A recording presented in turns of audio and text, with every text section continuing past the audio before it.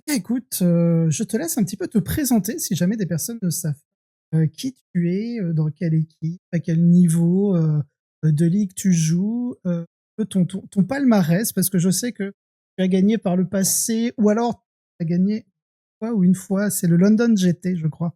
Oui. Et Alors, c'était déjà en Emperor j'ai gagné Children, une il me semble. fois et j'ai été 2 fois finaliste. Voilà, c'est ça le Voilà, c'est ça. tu sais. Je te laisse Donc te heu, présenter. moi, c'est Salisia, mais également connu sous le nom d'Alexandre Sacco. J'ai, joué donc 2 fois pour la Team France avec donc 2 victoires, 2024 et 2025. Et j'ai également eu l'occasion d'être mercenaire pour l'équipe de Belgique en 2023, avec donc le meilleur résultat de la Belgique jusqu'à en tout cas l'année dernière, on avait fait 10e. Et en effet, en 2022, j'ai gagné le London GT avec donc c'était le CSM, mais avec les détachements Emperor Children, puisqu'à l'époque, l'Emperor Children n'existait pas en codex un petit peu à part, quoi, tout seul. Je joue en Ligue 1 pour la team Yokai. Anciennement, je jouais pour la team No Name. Donc voilà, ça fait plusieurs années qu'on est en Ligue 1. J'ai gagné à 2 reprises la Ligue 1. Et voilà, c'est pas trop mal déjà. Oui, un très très bon palmarès. En tout cas, tu joues en Emperor Children depuis longtemps, pour le coup. Oui. Ça a déjà commencé en V9. Oui, Et Emperor Children, c'est une de mes factions préférées. Depuis que je suis petit. Alors bon, j'ai joué plein d'autres choses, mais le lore des Emperor Children me plaît depuis tout petit, quoi. d'accord, on est très bien tombé. Eh ben Oui. écoute, on va commencer un petit peu par un classement en tier d'or. Pas très fort, ton micro Bijorn. Ok, bah attendez, je l'augmente. Normalement, là, ça devrait être mieux. N'hésitez pas à me le dire. Donc voilà. Salut Voilà. Slaneige, salut Glorious. Good. Ok, c'est parti alors. Donc du coup, je vais piocher parmi des unités, puis on va les commenter. Alors évidemment, pour tout ce qui est unité démon, on ne parlera que d'un seul détachement. Je me souviens plus du tout du nom. Si c'est Carnival Excess, of Excess. Oui. Carnival of Excess. Voilà, exactement. Eh bien, écoute, on va commencer. Bah tiens, voilà. Hop, en parlant de démons. Donc, Shalaxi. Shalaxi, c'est une figurine qui était excellente en fait avant, puisque ils ont profité des nouveaux codex chaos pour réécrire le datasheet démon. Ils ont tout uniformisé par rapport à l'index démon qui n'existe plus. Enfin, qui existe à part, quoi, mais avec des petits détachements un petit peu à part. Shalaxi est excellente et ils l'ont vraiment fracassé sur beaucoup d'aspects. Son corps à corps est plus ou moins resté le même, mais c'est sa règle Monarch of the Hunt qui a énormément changé. Avant, c'était tout simplement quand on tapait était quelque chose qui était personnage. Je crois qu'il y avait monstre et véhicule avec aussi. On était en reroll touche blesse dégâts. Donc on était quasiment assuré de scorer un kill, c'était excellent. Et l'autre règle, c'était qu'on mettait -1 en bulle, -1 attaque en bulle, et tout ce qui est engagé chez l'Axi. Donc ça la rendrait très tanky, ça la rendait très bonne. Et de mémoire, elle avait aussi son Feel No Pain à 5 comme tous les autres Oui. keepers. Donc elle a absolument tout perdu. Elle se retrouve avec une règle qui marche beaucoup moins bien. Elle se retrouve avec le -1 attaque qui disparaît et le Feel No Pain à 5 qui est également plus là. Ce qui en fait quelque chose de très compliqué. En WTC, on bouge pas bien les grosses figurines comme ça, faire le tour. Donc 14 de mouvement, ça paraît beaucoup, mais c'est relativement peu finalement. Et quand on met tout aligné pour 340 points, à la fin, on la joue vraiment pas. Donc Shalaxi, je crois qu'elle n'a plus vu une table de jeu depuis longtemps, en tout cas pour l'élite Oh oui. compétitive, je parle. Hein. Donc je Ok, pense que oui. Shalaxi est à sa place dans le tier 4 de loin. Ça marche. Hop. Pour l'instant, je les mets à droite. Si jamais on doit bouger Oui. certaines choses, on va dire que pour le tier 4, c'est notre talon d'or. D'accord, ouais, il y aura autre chose qui sera derrière, ben, il est là. Ah bah Le voilà. fameux sorcier. Le sorcerer. Bon, lui, il est vraiment pas très très bon. Quand ils ont sorti la gamme EC, alors c'est ma théorie parce que je sais pas ce que fait Games, mais on sent qu'il fallait qu'ils mettent voilà, des persos génériques. Un petit peu, voilà, le World Eater à son Master of Execution. Nous, ils savaient pas trop. Et ils nous ont donné le sorcier. Mais on voit bien du tout que ça rentre pas dans la logique de l'EC. Son pouvoir est. Alors, il a 2 pouvoirs, toujours le bonus de lead et le bonus de non-lead. Son bonus de lead, c'est voilà, donner le bénéfice du cover à une unité, ce qui est. Bah, on s'en fout en fait, on a tout le temps cover aujourd'hui dans l'édition. Et ensuite, c'est quand on a tiré sur quelque chose qui est infanterie seulement, on lui met moins de move et moins de charge. Donc il faut qu'on tire sur quelque chose qui est visible à 18 pas. Sauf qu'en général, on se fait arracher en retour. Euh, Ça marche pas du tout. Ça lead des infractors, sauf qu'on n'a pas envie de lead des infractors. Les tourmentors non plus, puisqu'on perdrait le bénéfice de l'infiltration. Et enfin, les infracteurs, on planifie du scout aussi en plus, et les Noise noise marines, Marine, on a mieux. déjà on les lead pas, et quand on veut les lead, on y met un cacophonie, ce qui est bien meilleur. C'est ça. Donc à la fin, le sorcier, vraiment c'est pas bon. En plus, ça coûte 60 points. C'est plus cher que des persos Space Marines, donc moi ça me. Non. C'est derrière Shalaxi, voilà. C'est lui vraiment qui sera dernier tout le temps. Dans toutes les tier lists, c'est lui, il est vraiment pas bon. Ok, C'est vraiment un très gros bien. raté, ce sorcier. Commence déjà un peu mieux. Si c'est pas le favori, mais Alors on a lui, le c'est pas prince des le mots à pied. favori. C'est une bonne figurine. Alors, le prince des mots à pied, il est pas mauvais, mais il est un peu décevant. Pourquoi? C'est parce que, alors il a la même règle que tous les autres princes des mots à pied, évidemment, il donne l'on-up, enfin il est l'on-up quand il a 3 pas d'unité Slanesh infanterie. À savoir que ce petit Slanesh infanterie, bon, ça marche aussi sur les démonettes. Voilà, au cas où, ça existe. Ce qui est intéressant avec lui, c'est qu'il fight on death sur du 2+. C'est ok. C'est ok dans le sens où, bon voilà, j'aurais préféré qu'il reste à mis sur du 2+, mais fight on death, on va pas s'en plaindre. Ça tape pas très fort les princes démons dans cette édition.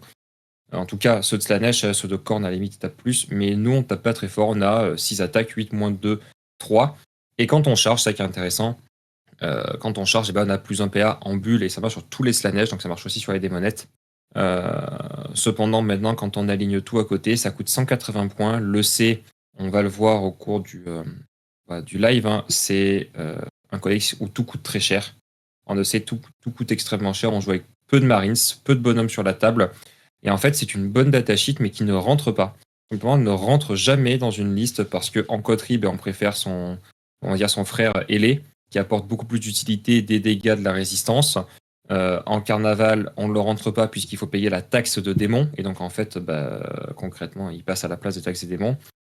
Le seul cas de figure où on pouvait le jouer, c'était en Court of the Phoenician. De toute façon, on pouvait augmenter encore la PA, on pouvait avoir une espèce de double stack de PA. Et il avait une relique qui pouvait se mettre sur lui qui donnait plus d'attaque, et je me rappelle plus exactement ce que c'est. Mais même là, à la fin, eh ben, en fait, on le rentre pas, puisqu'en courte, ceux qui jouent courte, moi j'en fais pas partie, mais ceux qui jouent courte préfèrent rentrer full grim, par exemple, ou d'autres datasheets, ou même d'autres princes démons à pied, puisqu'il y a un stratagème qui permet de passer à travers les décors. Et donc, autant le faire avec quelque chose qui va beaucoup plus vite qu'un prince démon à pied. Voilà. Donc du coup, hop, ça serait où? C'est pas mauvais. C'est c'est entre 3 et 2, quoi. Ça peut être en bas du 2 si on veut pas être sévère, parce qu'il est objectivement pas nul. Voilà. On va le mettre là. Non. On va parler de son frangin, qui a cette fois-ci les ailes. Lui, quiconque joue EC ou a déjà affronté le EC ou a été intéressé par EC a forcément vu cette datasheet. Depuis que l'EC est sorti, les ventes de games sur cette figurine ont dû exploser. Ça a été la figurine qui a propulsé le codex à sa sortie, on va dire au rang de S tier. C'était un excellent codex quand c'est sorti. On s'est amusé, j'en discutais avec LBS il y a peu. On s'amusait à regarder combien on avait perdu de points depuis le début. On a perdu environ 140 points entre les toutes premières listes C et celles de maintenant, ce qui est énorme à 140 points. Oui. Et les Princes Démons étaient 3 au départ, et encore aujourd'hui ils sont 3. On se demandait, alors là je parle de coterie, hein. On se demandait si avec la sortie du Defiler, ça y est, on pouvait enfin remplacer les princes pour autre chose, pour des Defilers, etc. Et en fait non, la réponse c'est qu'aujourd'hui toutes les listes coterie qui tournent en fait jouent 3 princes et 2 Defilers. Donc en fait non, c'est impossible de les enlever, quoi. On n'y arrive pas. À la place, c'est les noise qui ont sauté, tout le reste a sauté, mais En pas. fait, tu On enlèves préfère jouer tellement avec de un pression, Rhino. je trouve, si tu retires le prince. Je préfère largement affronter un joueur EC sans prince qu'avec prince. Oui, mais c'est parfaitement normal, quoi. Le prince démon, il est trop rapide en EC, c'est 14, enfin, il bouge de 14 et 3d6. Donc, à supposer qu'on puisse aller en ligne droite, ce qui n'est pas toujours le cas, mais voilà, la portée de menace moyenne, c'est quand même 24 pas. C'est ça. C'est absolument énorme, et c'est moyen, hein. Il suffit de faire un 6 à l'advance, et là, ça explose. C'est une figurine qui est très, très opportuniste, puisqu'on va juste roll son advance tout le temps et on voit où elle nous amène. C'est excellent. Et pour En plus donner de un peu ça, une représentation de la mobilité sur, on va dire, un Hammer and Anvil en déploiement, c'est marteau et enclume en France. Vous avez le No Man's Land, c'est 24 pouces. Donc, Advance 1d6 plus 2d6 de charge, les 24, vous les faites. Si le gars est en 24 heures du Mans, virtuellement, théoriquement, vous pouvez déjà faire une charge T1, quoi. Oui, complètement. On peut attraper des unités scouts, etc. On peut vraiment faire beaucoup de choses avec. En général, dans les plans de jeu des EC, cette figurine-là préfère être. Comment dire, quand on en a 3, il y en a un qui peut partir en début de partie, pourquoi pas. Surtout, encore une fois, on reste en coterie dans la logique, hein, puisque sans surprise, c'est le détachement qui permettra de rank les datasheets. Hein, puisque de toute manière, l'équilibrage interne de EC, je fais un petit point maintenant, comme ça je le ferai pas après, est un peu raté. Et coterie éclipse vraiment tout le reste de très loin. Et donc, Games. Ça, c'est quelque chose que je regrette. Plutôt que de nerfer coterie, hein, dès le départ, a préféré ajuster tous les coups en points des figurines sur coterie. Et donc, en fait, ça rend de plus en plus difficile de justifier les figurines ailleurs que dans coterie. C'est ça, en Même fait, si on ils verra. font le travail inverse. C'est-à-dire, au lieu Oui, d'encourager à aller voir ailleurs pour des avantages, ils nerfent ce qui est déjà pas bon et du coup obligent à jouer le détachement phare. voilà. La seule exception à ça, c'est, et je l'ai joué il y a peu, c'est la sortie du Defiler qui vient un petit peu, attention, pas énormément, mais un petit peu, rabattre les cartes. Mais à la fin, je pense que ça change rien. Mais voilà, c'était ma manière de voir le truc. Donc évidemment, le Prince de Mans, il est en S et tout en ODS. C'est une excellente figurine, il est très bon.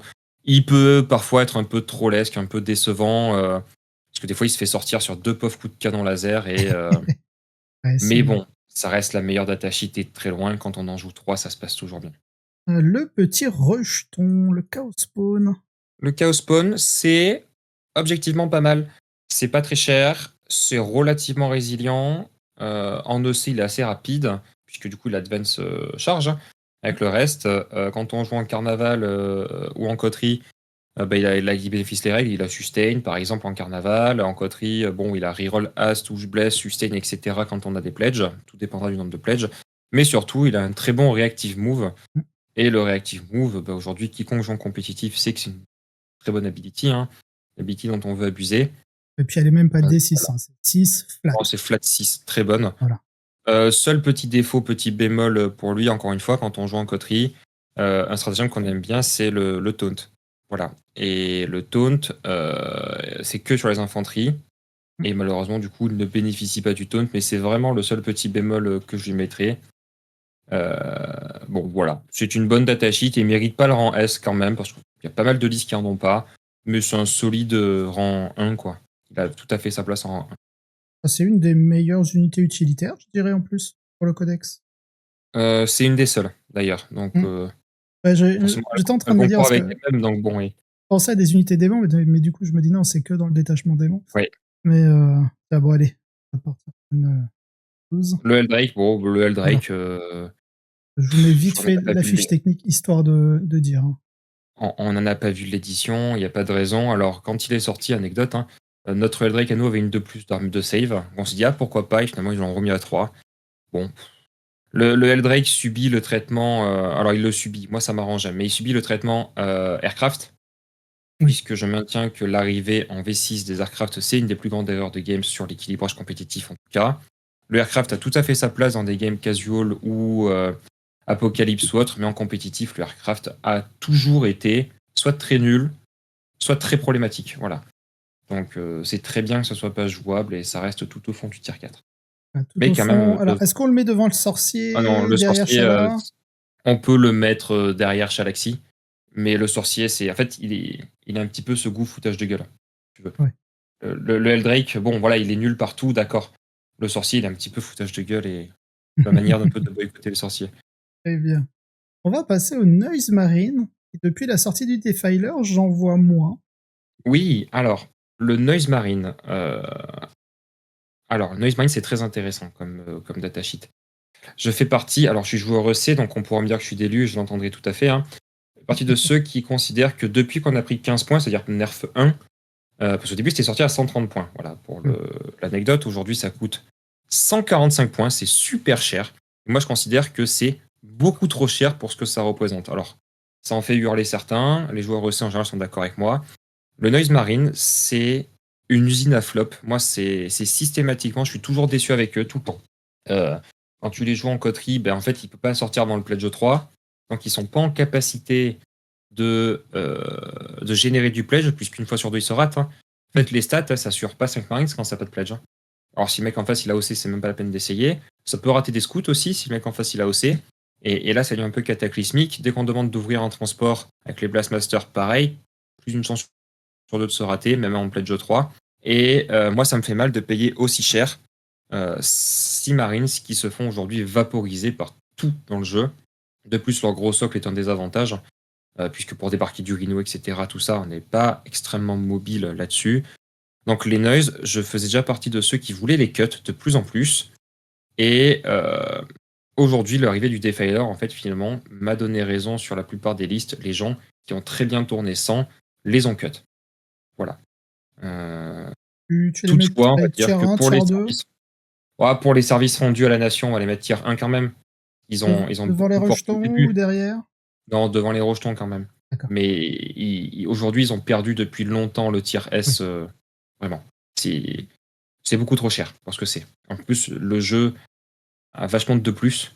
Mm. Et bah voilà, on n'y arrive plus, quoi. Les Noise Et, ne font pas ces dégâts. là où je te rejoins beaucoup, c'est-à-dire que moi, chez l'Empereur Children, quand je l'affronte, il va évidemment être une horreur, c'est le prince démon ailé, ça va être les lords exultants, les infractors.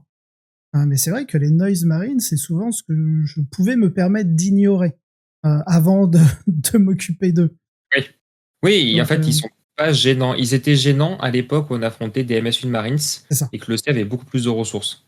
Voilà, et le Et jeu a changé. Un Dorn, on n'y fait rien. Un Ballistus, pareil. Un Repex, pareil. Quand on tire dans des Vitrix, bon, on en tue un et demi, deux. Ça, c'est s'il apparaît Active Move et du coup, on va me donner un Surge. Et la règle, on oublie aussi que les Noise Marines, ça joue sans règle. Ça n'a pas de règle d'ability. Hein, mm, voilà. on va passer à leur personnage que de temps en temps peut jouer Euh, dedans. Lord Kako, c'est pas mal. Le Lord Kako, c'est bien. C'est une bonne datasheet qui s'est vue plusieurs fois être jouée en solo.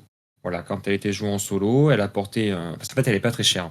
Ça coûte 70 points, ça a une 2 plus, une 4 plus 1 vue, ça a 6 PV en du 5. Son ability fonctionne quand même quand on n'est pas lead. Voilà, donc si on n'est pas leader, on peut quand même faire des tests de Battle Shock et on peut quand même mettre des BM. C'est une très bonne ability là-dessus. Voilà, c'est pas cher. Aujourd'hui, les Lord Kako, on n'en joue pas trop, mais je pense que ça a une solide place en rang 1 et je mettrai derrière les Noise. Derrière les Noise. Ouais, De c'est toute pas une mauvaise manière, attaque. oui, forcément derrière les Noise, parce que si tu ne prends pas de Noise, tu ne vas pas le. Ça s'est vu, mais c'est Ah beaucoup ouais? moins là aujourd'hui. Un petit peu, John D'accord. Lennon le jouait au championnat du monde, il en jouait un tout seul. Ok. Voilà. Il le préférait à des spawns, par exemple. Mais c'est les tables Games Workshop Ah oui. favorisent plutôt ce genre de choses. Hein. Mm. De toute manière, c'est ce qu'on va être amené à voir bientôt quand on voit l'article du Warco. Peut-être que des solo Kako dans le Peut-être, ouais. futur, ce sera pas mal. Comment ils disent, les Les Blade Blade? Flawless Blade, Ah, les Flawless Blade. ou les lames infaillibles en français. Moi, je les aime beaucoup. Ça ne m'a jamais déçu. J'étais déjà un grand fan d'eux quand ils avaient 3. Alors, sur le principe, quand ils avaient 3 stacks, j'aimais beaucoup le principe. Après, avec 3 stacks, c'était un peu trop dur. Dès le passage à 4, j'aimais. J'aimais beaucoup. Et puis ensuite, ça a baissé en points. C'était 130 au départ, puis c'est passé à 110, c'est repassé à 100. Franchement, c'est super fiable. Le dernier tournoi que j'ai fait, en tout cas en jouant, c'était l'Alpine. Ils ont toujours fait beaucoup, beaucoup de travail. J'en jouais 2 fois 3, c'était toujours très fiable. Ça pète 5 Marines, ça en pète parfois plus quand on a le bon nombre de pledges. Ça tue un Rhino, ça tue un Predator. Moi, On j'ai pourrait tué dire des que c'est un Repex peu plus avec. fiable que des Noise Marines pour le coup. Ah, ben oui. Dans un Repex, dès qu'on est en pledge 5, on le tue. C'est la stat. On le sort, et donc en fait, sortir un Repex comme ça avec trois petits bonhommes, c'est vraiment pas mal. Ça marche. Donc c'est une bonne datasheet, et moi je la mettrais en. Et j'ai l'impression aussi qu'elle est jouable, outre la coterie En 1. évidemment, mais on peut vraiment les jouer partout. On peut les jouer en courte, ça se justifie pas trop en carnaval. Je les Le mettrais en 1 carnaval, et devant les Noise pour le coup, oh, devant les Noise. ouais, les Flawless. Eh bien, c'est les infractors. Ça, c'est les Ouais, infracteurs, c'est ouais. ça. Les infracteurs, c'est le cœur de la liste. Hein. J'ai pas encore vu de liste qui fonctionne sans infractor. Oui. Ça se coûte, c'est de l'OC, ça donne de la reroll des blesses au Lord Exultant. C'est S. Ça a tout ce qu'on demande dans le codex. Et il n'y a pas de raison, C'est c'est S, et vrai. c'est derrière le Prince Démon quand même, mais bon, Oui, en termes de puissance c'est brute, vraiment on peut avoir les pas deux. Mais à bon, sous-estimer en plus parce qu'il y a quand même des armes précision dedans. Donc oui. un joueur qui fait pas très attention à son placement peut se voir sanctionner assez vite. Oui, il va pouvoir se faire récupérer. Alors là, le Prince Démon risque d'être tout seul, tout en haut devant, mais Mettre une petite Voilà. place, ouais, tout de suite. Le papa.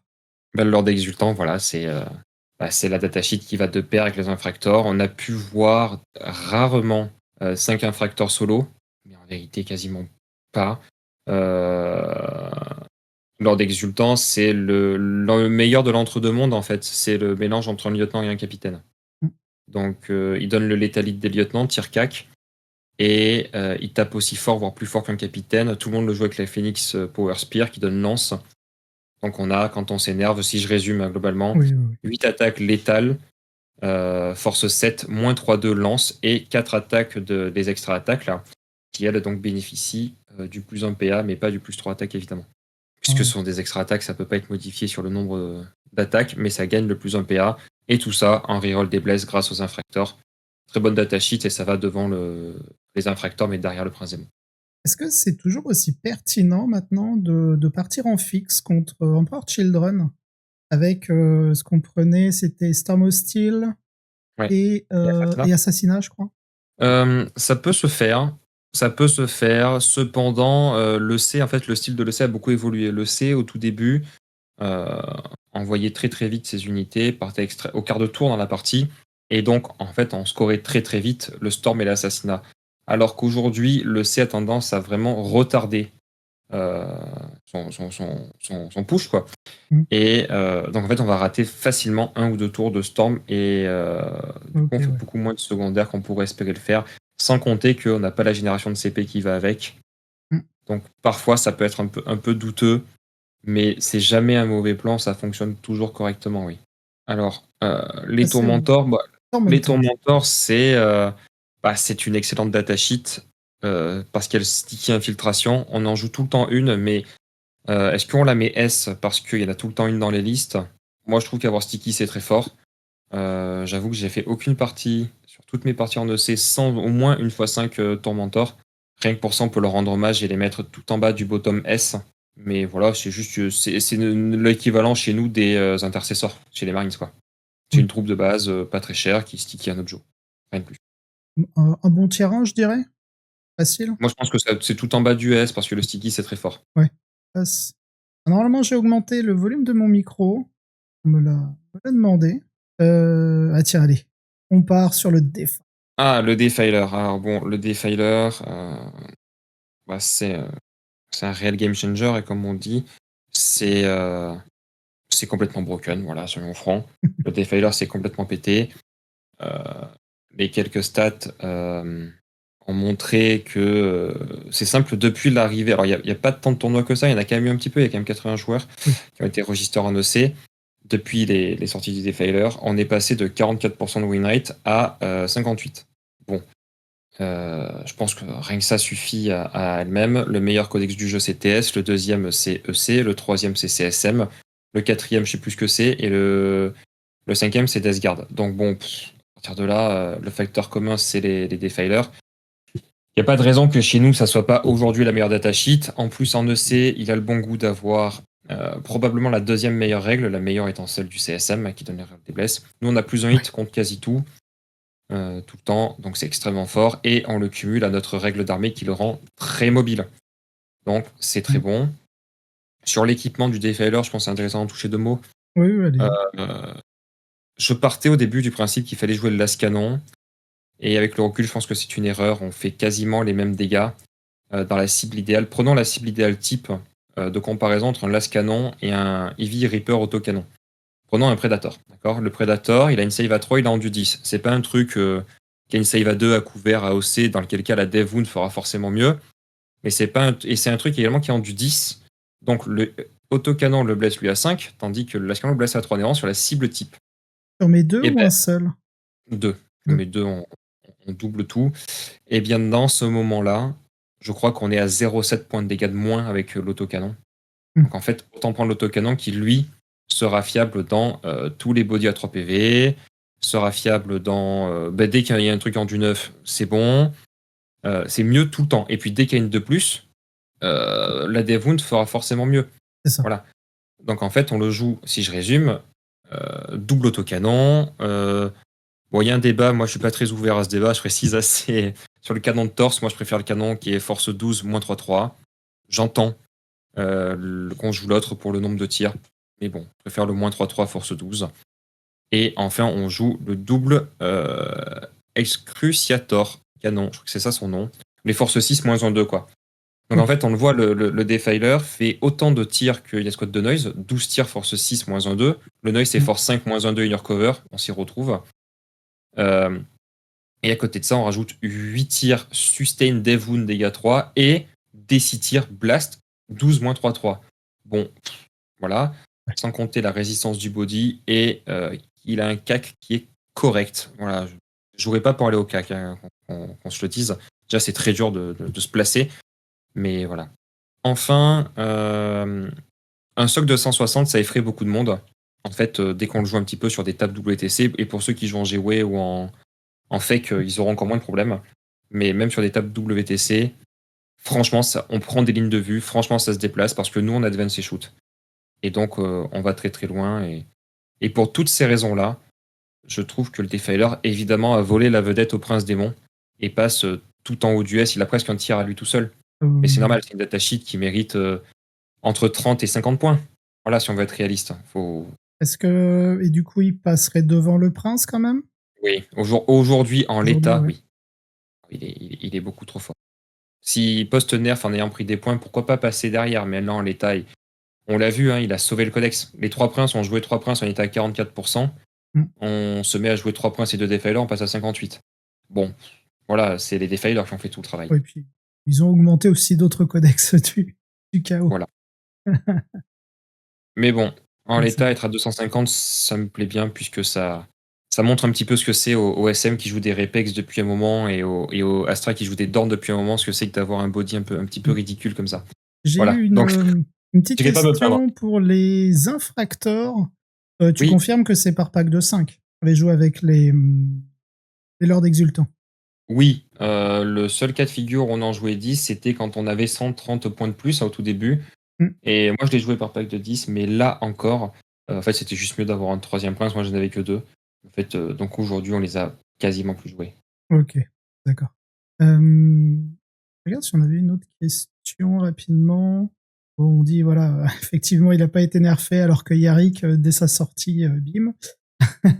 Ouais. Et que ça tire autant qu'une Riptide pour le Defiler.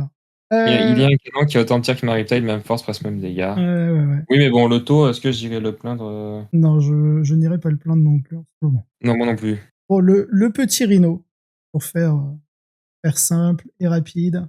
Le Rhino, c'est. En fait, comment dire? En tant que tel, le Rhino, c'est le core list du chaos. Tous les armées du chaos en ont un, deux, de temps en temps trois. C'est bien. Après, bon, est-ce qu'un Rhino, on mettrait un Rhino en S? Le Rhino, aucun de ces n'est sorti sans. C'est une excellente datasheet, c'est entre le A et le S. C'est très très fort dans les décors WTC, ça se cache très très bien. C'est ce qu'on appelle la petite brique de lait, quoi. Ça C'est s'emboîte, ça. ça rentre très bien, ça fait le taf. Pour autant, si on est réaliste, ça va pas en S. Voilà. Mais c'est core à tous les listes et tous les listes en ont au moins un ou deux. On le ferait pas comme ça. Comme ça. Tu veux le mettre où? Ouais, Entre les deux? ici, entre les Noise et le Caco. Ouais. Oui, ça rentre bien, oui. Voilà, ça rentre bien ici. En tout cas, il peut pas être plus bas. Oui, non. On va passer, tiens. Page. Ah, Lucius. Alors, Super Lucius, nouvelle figurine. très très belle figurine. Moi, j'en ai un qui est très très bien peint par mon ami Aritas. Très bon peintre. Et du coup, je suis très heureux de le montrer à chaque fois sur la table. Et de même de le dire, on le voit là, je raconte ma vie. Lucius, alors, quand il est sorti, c'était un monstre. Parce qu'il rentrait extrêmement dans le méta. On commençait à peine à voir apparaître les figurines à 3 PV. Pour rappel, quand il est sorti, le Marines qui était méta, c'était le BA. Oui. Donc on affrontait du BA, on avait un Méphiston en mieux. Alors, en mieux. Mm. Oui et non, dans le sens où on est plus mobile que le Méphiston, on est un peu moins tanky, mais alors par contre, en réception, on a un punch qui est 3 fois plus élevé.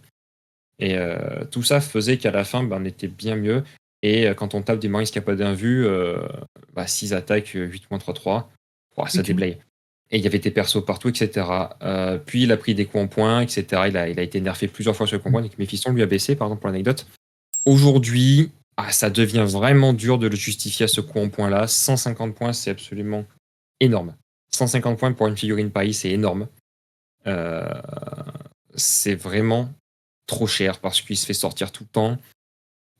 Quand on est en coterie, c'est souvent notre warlord, donc on n'a pas envie de l'exploser. Puis on perd on perd le fait de pouvoir pledge, donc ça le rend difficile à vouloir montrer dès le début.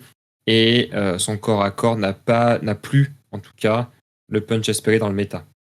Voilà, le seul cas où ça a un peu d'impact, c'est quand on affronte, par exemple, des Vitrix, mais c'est le rare cas de truc à 3 PV sans invu, lead par un caractère. Parce que, voilà, l'Astra, en fait, il fait pas grand-chose dedans. Le Tyranny qui est redevenu un peu à la mode, ok, il reroll dans les monstres, mais bon, il les blesse à 5. Bon, à la fin, il fait plus grand-chose, et à 150 points, je vais faire une comparaison qui va faire mal. Pour 15 points de plus, on a un Lord Exultant et 5 Marines. Donc en fait, bon voilà, quoi. Ouais. Ça résout un peu le débat T'as le malheureusement. léthalite, et justement, t'as une petite force, le léthalite, c'est fort. Oui. Donc aujourd'hui, Lucius est quasiment out de toutes les listes et c'est dommage. Et pour cette raison, malheureusement, je pense qu'il est tout en haut du tier 2. C'est dur de le justifier en tier 1. Moi, je l'aime beaucoup, j'ai toujours mis, mais Mettre là au c'est cas où plutôt qu'on en est à mon maîtriser. fanboy. Oui. Ok. Tiens, on va parler de celui-ci avant que le Defiler n'arrive de temps en temps. C'était Oui. surtout dans la cour phénicien.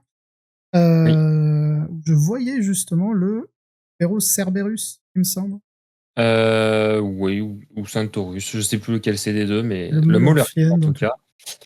Et alors, on le voyait beaucoup en coterie, mais uniquement sur les tables games, parce qu'il a un peu plus de mal à se déplacer Mm. sur les tables WTC. Donc, c'est une bonne datasheet. On va dire qu'il a une bonne règle, il touche fiablement. Voilà, très vite, dès qu'il est blessé, il se met à toucher à 2, reroll des as en coterie. Il a force 14, donc une belle force. Il blesse quasiment tout dans le jeu à 3, reroll des as. Il peut tank shock, il peut AOC, il peut avoir le Philopane contre les BM, il a 3 d'OC. C'est pas mauvais, surtout c'est pas cher. C'est une bonne datasheet qui a fait ses preuves. Moi, je l'ai jamais été trop fan de Molarfind, mais objectivement, faut pas cracher dessus, quoi. C'est pas mauvais. Ouais, On c'est une placerait datasheet, je où? pense que je peux la mettre dans le tiers À 3, non? top du tiers 2, top du tiers 2, Tier 2? On va le mettre là? devant Lucius. Devant Ouais, devant Lucius? Lucius. Oui, aujourd'hui, oui. Coûte combien? Attends, il coûte moins cher que Et Lucius. moins cher que Lucius, hein. Ah, le pauvre Lucius. Ah, Lucius, il est martyrisé. Ah, il a pris cher. Allez, tiens, on va faire vite aussi, parce que ça, je crois pas en avoir vu des Land Raiders chez les EC. Andreder, non, on n'en a pas vu. Il y a eu un temps un petit peu où on a essayé de jouer rapide éviscération avant de se rendre compte que ça marchait pas. Oui. Voilà. Et le Ah, Land Raider, c'est comme d'ailleurs, vous avez une partie TTS, si jamais vous êtes abonné sur Twitch, où j'affronte justement au rapide itération avec mes petits Space Wolf, et j'ai gagné alors que normalement, je suis censé me faire ratatiner. Voilà. Voilà.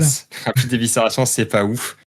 C'est Land Raider, c'est un body qui marche bien. Aujourd'hui, on le voit pourquoi il marche bien, parce qu'il a un Philopane à 5 contre les BM. C'est en Custodes qu'on le croise, ce body-là.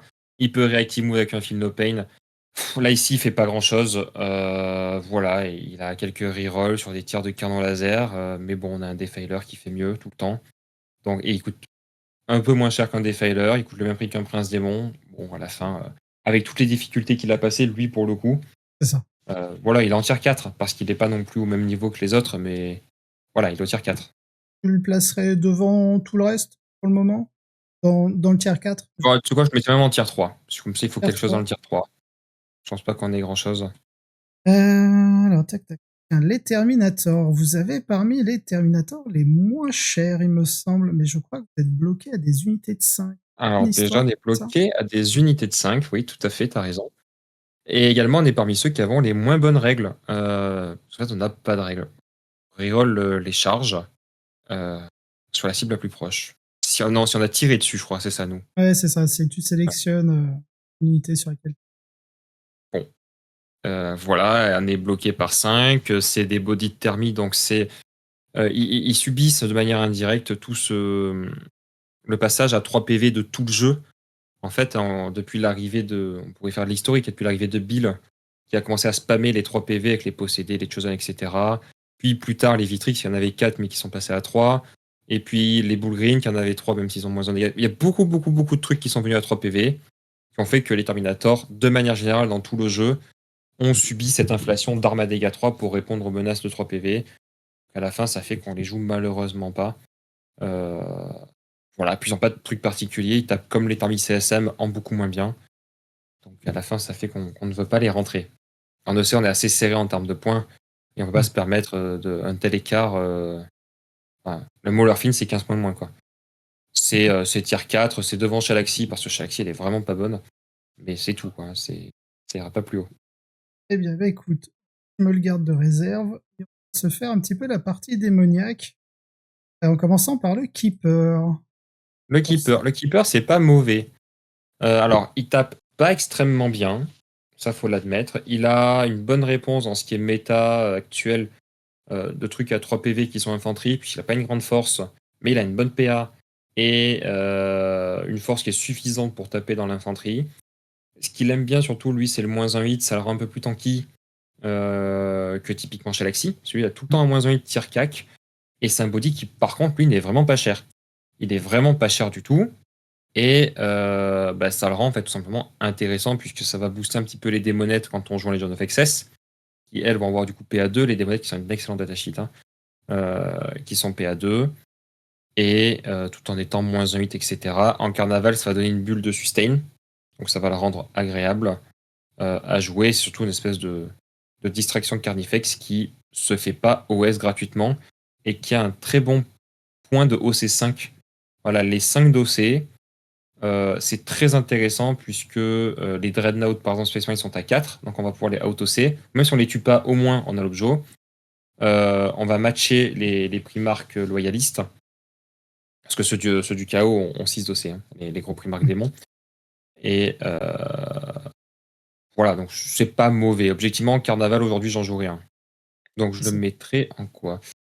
Je le mettrai en... ouais, ce serait en bas du tier 1 à la limite, derrière le spawn. Derrière le spawn. Ouais, c'est pas non plus transcendant, mais voilà. Mettre comme ça, parce que je pense que tier 1, on n'a pas fait. Ça dépend. Qu'est-ce qu'il nous reste? On va avoir, tiens, les veneuses. Euh, c'est pas mauvais. C'est pas mauvais. En fait, en général, quand on joue Carnaval, ce qu'il faut garder en tête, c'est qu'on veut 4 unités de démons. Voilà, c'est le bon point, 4 unités de démons. Avec Liam, on a fait donc le Home Nation récemment. On est parti avec exactement la même liste en Carnaval tous les deux. Par exemple, Liam a fait 100 sur 100. D'aucuns diront que c'est parce que c'est Liam. Moi, je pense que c'est parce que Carnaval, c'est aussi bien. Moi, j'ai fait un petit peu moins que 100 sur 100. J'ai fait 70 et quelques. Je m'en rappelle plus exactement. À la fin, en partant de débat, moi je sais que j'aurais voulu rentrer un keeper. Et Liam, lui, par contre, aurait voulu rentrer des veneuses. Donc au moins, je vous D'accord. permets de vous le présenter. Pourquoi? Parce qu'en fait, ça permet d'accompagner un early push avec, on le sait, quand on joue contre C, il y a toujours les rhinos qui vont scout, avec les lords dedans. Et on a une excellente relique en carnaval, mais on en parlera plus en détail dans le ranking des détachements, qui permet en fait d'auto-advance de 6. Voilà. Donc les veneuses vont pouvoir débloquer le sustain à cette unité-là qui part extrêmement vite. C'est pas mauvais. Voilà. Pour autant, c'est pas transcendant non plus, donc je les mettrai en tier 2. On va dire ça peut rentrer derrière le Maulerfin. Voilà, entre le Maulerfin et Lucius. Ça a sa place entre les deux. Ce sont objectivement pas une mauvaise datasheet. Écoute, on va parler des démonettes, pour le coup. Alors les démonettes, effectivement, quand on peut voir que dans un seul détachement, les démonettes aujourd'hui c'est extrêmement fiable, extrêmement fort. C'est 10 dossés, hein, c'est voilà, 10 figurines. En socle de 25, on se rend pas bien compte parce que bon, moi sur le côté, la faction que je joue à côté en deuxième, c'est Drukhari. Donc les socles de 25, ça va, j'en ai, je suis Ouais, habitué. avec les wings. Mais aujourd'hui, c'est plus trop ce qui est à la mode. Même d'ailleurs chez le Drukhari, typiquement, on prend les incubes, c'est 28,5, on prend les scourges, c'est 32, etc. On les voit de moins en moins. Et les socles de 25, quand on n'a pas l'habitude, c'est super bien parce que déjà ça se cache très bien. Ça passe à travers tout quand on charge, on fait le tour de tous les socles, etc. Ça met un peu la pagaille. Et ça combote très très bien avec les stratagèmes de carnaval, mais ça je les expliquerai plus tard. La datasheet brute, qu'est-ce qu'elle a de bien? Elle a Fight First, super fort. Mm. Elle a le test des Battle Shock, super fort. Et en fait, les deux cumulés, c'est extrêmement pénible pour l'adversaire, puisque il charge, on prend Fight First. Par exemple, moi je me fais charger mes démonettes avec des Vitrix, j'en tue un ou deux. Ouais. 2, c'est quand j'ai de la chance, mais 1, c'est sûr qu'il y passe, quoi. Parce qu'on est des Wound à côté sur nos armes. On fait faire le test de Battle Shock. Nous, on stresse pas parce que on se fait charger, on s'en fout. Ou on charge, on a fait notre plan de jeu là-dessus. Mais l'adversaire, lui, peut se mettre à stresser. S'il se fait Battle Shocker, il n'a pas d'AOC, il n'a pas d'interruption. S'il faut le back, il perd des modèles, etc. Donc ça peut devenir très compliqué. Moi, très très fan des démonettes, et aujourd'hui, c'est largement en tier S en carnaval. Je partirai pas sans 30 ou 40, voilà, si je joue carnaval. Donc dans le tier S, on peut les mettre peut-être à la fin du tier S derrière tous les autres, mais Au moment, alignerait tout ça. On va finir la catégorie démons avec j'aime bien les appeler les fiens. les fiens, c'est une très bonne datasheet en Legion of Excess, mais le démon Legion of Excess, pas nous. Mm. Nous, malheureusement, bah, c'est vraiment juste des attaques. Voilà, c'est 15 attaques, 3+, 3+. Un peu d'Evawound. Ça coûte aussi cher, voire 5 points de plus même, que 10 démonettes. Bon, voilà, c'est pas mauvais, je peux pas les mettre de côté pour ça. D'ailleurs, il me semble que mes fins bougent un peu moins vite que celles du démon, je viens de me rendre compte, mais bon, j'ai un doute.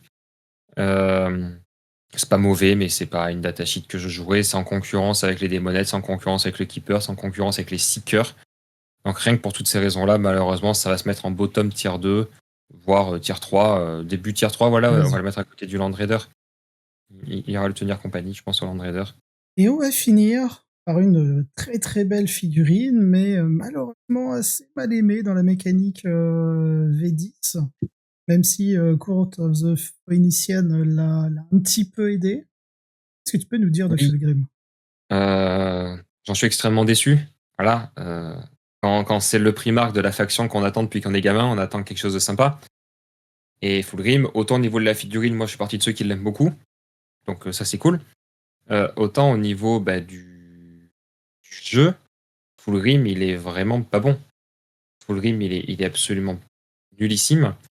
Il a 6 attaques. En fait, il fait les mêmes attaques que le Maulerfin. Voilà, si on regarde de manière réaliste, il a les mêmes attaques que le Maulerfin avec 1 point de PA en plus. Donc à partir de là, ça devient dramatique. Son cleave n'est pas bon.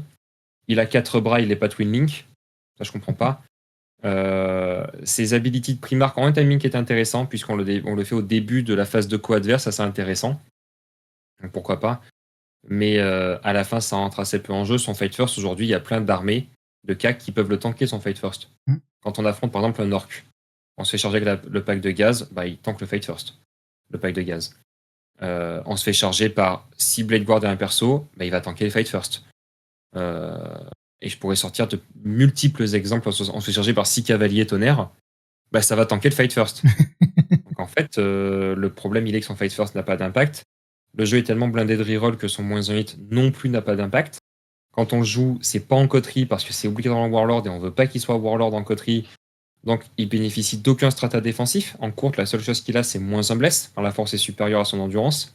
En fait, à la fin, il répond à aucun critère. Et puis, le clou dans le cercueil, c'est son socle de 130 qui, contrairement à des failers, là, c'est un problème parce que c'est une figurine de corps à corps exclusive. Donc il veut aller au corps à corps, et il veut taper des trucs intéressants, il veut pas être coincé sur le premier truc venu. Voilà.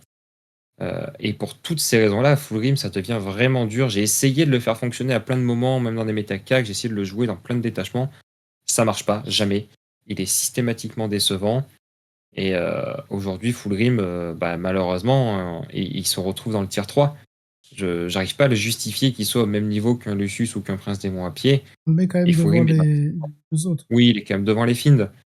Mais il est vraiment pas bon. Son poison a un immense problème quand on le compare à l'ability de Mortarion. C'est impossible à justifier quoi, d'avoir écrit comme ça le poison. Ouais, je dois Mortarion, avouer mais que ce qui m'a fait vraiment bizarre avec Fulgrim, c'est que le Fight First soit dans une des 3 capacités qu'il peut choisir. Pour oui, moi, c'était tellement évident qu'il est de base. il aurait dû avoir le Fate First de base. Le poison, pareil, le poison pour l'écrire, soit il est sur 2+ pour D3 BM, d'accord, soit c'est 4+, 3 BM flat, mais pas l'entre-deux. L'entre-deux est un peu catastrophique. Ça marche pas parce que dans la réalité, Fulgrim il sort, il tire sur un truc, il caque sur un autre truc. Bon, il a empoisonné au max de cibles et il meurt. Donc en fait, c'est même pas d'impact dans le jeu, quoi. Voilà un peu où est-ce qu'on arrive au niveau de cette tier list des unités du Codex Emperor's Children, sachant que bon, la question avait été évoquée, à savoir est-ce que c'était pertinent un petit peu de parler des unités. Il faut savoir que pour le moment, au niveau des annonces de Games Workshop, on est censé garder les mêmes fiches techniques. Ce qui va vraiment changer, ça va être, on l'a vu d'ailleurs dernièrement, mais surtout sur les détachements. Comme par exemple en Space Marine, c'est le Liberarius Conclave qui n'aura pas de stratagème. Mm. Donc, c'est surtout les détachements qui vont vraiment changer. Donc là, c'est plus, quand on va parler des détachements, de faire un peu le point sur aussi l'historique Emperor Children, un peu en mode, rétrospective, ce qui marche pas. Surtout, c'est comprendre pourquoi est-ce que c'est fort. Comme ça, quand on va voir les nouveautés de la V11 arriver sur les détachements, eh bien, c'est des points qu'il va falloir retenir pour savoir si, effectivement, un détachement, parce que une mécanique en V11 a changé, bah, peut-être que ça va rehausser certains détachements qui, à l'heure actuelle, ne sont absolument pas joués ou pas du tout envisagés même en V10. Donc, c'est bien aussi de faire le point sur l'état actuel du jeu pour essayer de se projeter plus facilement quand on aura un peu tout le corpus de règles de la V11. Si jamais Oui. tu as autre chose à rajouter, n'hésite pas. Sinon, je te propose de passer au détachement. Oui, sur le ranking des datasheets, petit mot. Oui, en l'état, en tout cas, la promesse qu'a fait Games dans ses articles, c'est qu'ils allaient pas, on allait garder le même moteur de jeu. Il n'y a pas à y avoir d'index, il n'y a pas à y avoir de réécriture totale. Donc, probablement qu'il va y avoir certaines choses qui vont changer, mais le ranking global risque de rester le même. Peut-être qu'il va y avoir des inversions. Le Prince Démon peut tomber un petit peu plus bas, le Rhino peut monter. Enfin, j'en sais rien, quoi, je dis truc au Mm. hasard. Mais l'idée restera la même et les forces des unités, tant qu'elles sont écrites ainsi, resteront les mêmes, en tout cas, oui. Là où j'ai un peu peur, alors pas pour la faction Emperor Children, mais c'est plus d'affronter les Emperor Children à cause de leur Mhm. mobilité, parce que maintenant, les unités, même si vous n'avez plus vol, à partir du moment où vous ne traversez pas une figurine, pendant votre phase de mouvement en V11, on va pouvoir traverser la porte d'engagement des unités adverses, du moment qu'on ne finit pas à porter dans Mhm. l'engagement. Et donc, ça fait que, bah, typiquement, les socles de Débonnette, ça va être Oui, compliqué de faire un cordon pour les empêcher de passer. oui. Oui, les démonettes, les socs de 25, ils bénéficient bien. Le C, de toute manière, sa grande force, c'est la mobilité et les dégâts. Donc, le conseil que là je vais donner, il va être générique dans tout cas de figure, c'est toujours été le cas. S'il se retrouve dans un méta où il peut s'exprimer par ses dégâts, parce il arrive à taper les bonnes cibles, parce qu'il arrive à avoir des dégâts alignés dans les datasheets qu'on va retrouver en face, et que sa mobilité restera toujours aussi bonne, ben ce sera un bon codex. Si par contre, il n'arrive pas à utiliser de sa mobilité, parce que j'en sais rien, les stagings sont trop loin, finalement le méta c'est que des trucs qui est reactive move, etc. Ben, dans ce cas-là, on tape dans la mobilité, on tape dans la force de l'EC, ça sera moins fort. Ou, comme on l'a vu là en fin d'édition, si demain le méta c'est encore Dectan, ce genre de trucs, etc., bah oui, l'EC sera pas fort. Mais ça, c'est valable avec tous les codex. Mm. Ce qu'il faut comprendre, c'est que nous, on joue pour la mobilité et les dégâts. Si on arrive à utiliser ces deux forces-là, forcément l'EC est méta. En ce moment, en plus, avec le Defiler, vous avez aussi gagné en résilience, avec les trois Oui. princes, les Defiler. Non, c'est une super Non, c'est une cette très fin de bonne faction, version. c'est très agréable à jouer. Je te propose de passer vachement. Oui. On va commencer, je pense, avec le plus connu. On va commencer par le haut, tiens, avec la Portrait of the Conceit. Ah bah, je pense que tu peux le ranker tout seul, celui-là. Ah oui, Pas besoin de moi. Mais je vais te laisser un peu expliquer Theory of the le Concede, principe. il est extrêmement fort. Donc le principe, c'est il faut faire des pledges en début de battle round. Donc quand on commence, bah, c'est facile puisqu'on immédiatement en fait on va jouer. Donc on va être en capacité de déduire plus facilement ce qu'on va tuer dans le tour. Quand on commence pas, c'est un peu plus délicat, mais c'est jamais problématique. Et en gros, si je résume grossièrement, puisque de toute manière tu l'as mis à l'écran, euh, plus on tue de cibles, plus notre armée devient forte. Il y a un petit triptyque où il faut tuer le bon nombre de cibles qu'on a lancées dans le bon tour. C'est rarement compliqué. On a un stratagème qui permet d'ajuster, alors à la hausse uniquement, pas à la baisse, hein, mais à la hausse uniquement, le pari qu'on a fait, qui permet de débloquer les bons points de pacte. À noter que ce détachement est extrêmement fort puisque il est lié donc au Warlord, la règle de détachement. Il faut que le Warlord soit sur la table et en vie pour pouvoir faire l'annonce. Mais au courant d'un battle round, si le Warlord meurt, ça n'empêche pas de valider le pledge. Premier sujet. Et deuxième sujet, si le Warlord est mort, on a quand même les bonus jusqu'à la fin de la partie. Bon, voilà. Et il y a eu une FAQ qui précise même que quand le Warlord est mort, on peut toujours utiliser le stratagème pour passer donc de 0 à 1. Parce qu'il considère que la Considère que non-annonce, c'est une annonce à 0. c'est Voilà. ça. Donc, C'est extrêmement bien. On va le voir rapidement. On gagne reroll As touche bless tier cac très rapidement à la partie. Sustain létal au corps à corps et crit 5. Et ça, ces bonus-là, c'est les bonus en fait qu'on va retrouver éparpillés dans le reste du codex EC, mais avec des conditions à chaque fois. Alors que là, c'est sans condition, c'est tout le temps. Ce qui en fait évidemment déjà en termes de détachement, de lecture de détachement le meilleur. Mais en plus de ça, on va cumuler ça avec une excellente relique qui est le Pledge of Unholy Fortune. Le reste, c'est pas trop la peine de le lire, ils sont pas très bons. Qui permet en fait de automatiquement flip, donc c'est-à-dire modifier le dé, un résultat de dé après qu'il soit lancé, c'est ça la valeur, en 6 quand ça concerne une touche, une bless ou une save. Et enfin, cerise sur le gâteau, c'est une fois par tour. Donc au tour adverse, on a automatiquement un 6 à la save, automatiquement réussi, mais après qu'on ait jeté nos dés, c'est pas un blank, c'est après qu'on ait jeté les dés. Les saves. Donc Après j'ai le 3 round. saves à 4, je lance 3 dés, j'en rate qu'une seule, en réalité j'en ai raté 0, c'est ça que ça veut dire. Hein. Et quand j'agresse, bah, j'ai surtout toujours une touche en plus et qui se cumule très bien avec le sustain et le létal qui arrive plus tard.